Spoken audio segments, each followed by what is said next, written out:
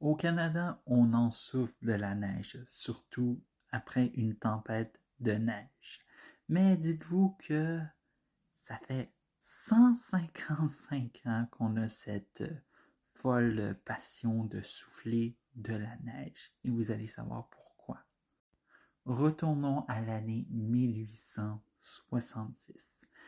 À cette année-là, et ça de manière très inconsciente, deux hommes, soit J.W. Elliot en Ontario et Robert Carr Harris au Nouveau-Brunswick, vont concevoir deux brevets respectifs sur une souffleuse à neige.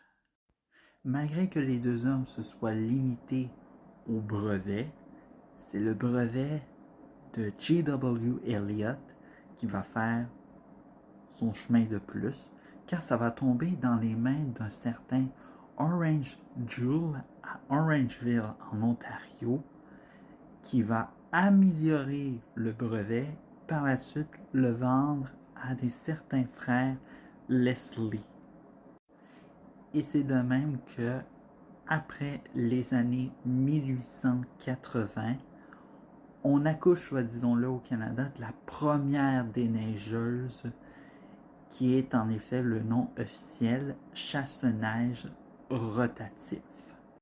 Et là, prochainement, on va se transporter d'une époque où il y avait seulement des trains à une époque où il commence à y avoir des voitures, soit 1925.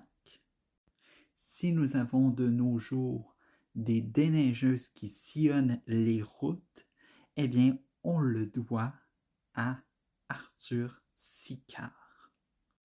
En 1927, Outremont est la première ville canadienne à se doter d'une déneigeuse et les demandes vont s'accroître et M. Sicard va fonder sa propre entreprise nommée les Industries Sicard qui sont toujours actifs aujourd'hui.